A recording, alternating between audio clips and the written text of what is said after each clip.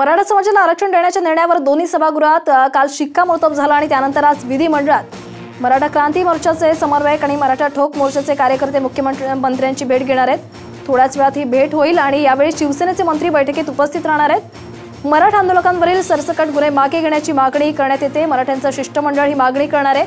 तसंच केवळ 500 नाही तर 12,000 आंदोलकांवरील गुन्हे मागे घेण्यात यावेत अशी सुद्धा मागणी मराठ्यांतर्फे करण्यात आली। याबाबत मुख्यमंत्र्यांनी लेखी आश्वासन द्यावं अन्यथा पुन्हा आंदोलन छेडण्याचा इशारा सुद्धा या मराठ्यांकडून देण्यात आलाय।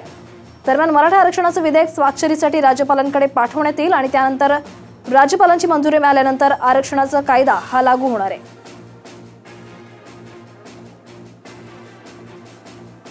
जे 13,700 मुलांवरती जे गुन्हे दाखल झालेले आहेत ते गुन्हे माघारी घेण्यासाठी व आमचे 37 बांधव शहीद झालेले आहेत त्यांना आर्थिक मदत व शासकीय नोकरीमध्ये सामावून घेण्यासाठी सर्व शिष्टमंडळ आमचं समन्वयक आणि शिवसेनेचे मंत्रिगट आम्ही जाणार आहे।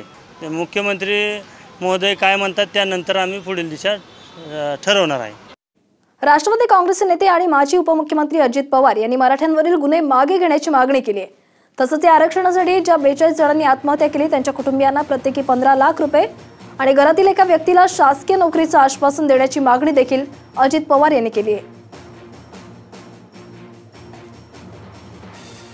ज्यांच्या घरातली करती व्यक्ती गेलेली आहे त्यांच्या कुटुंबामध्ये एकाला नोकरी देण्याच्या बद्दल सरकारला तेवढं करणं सहज शक्य आहे। इथं 15 लाख रुपये अर्थमंत्र्यांच्या हातामध्ये संपूर्ण अर्थ खातं आहे, ते एका मिनिटात ते वाढवतात आणि ताबडतोब GR काढतात।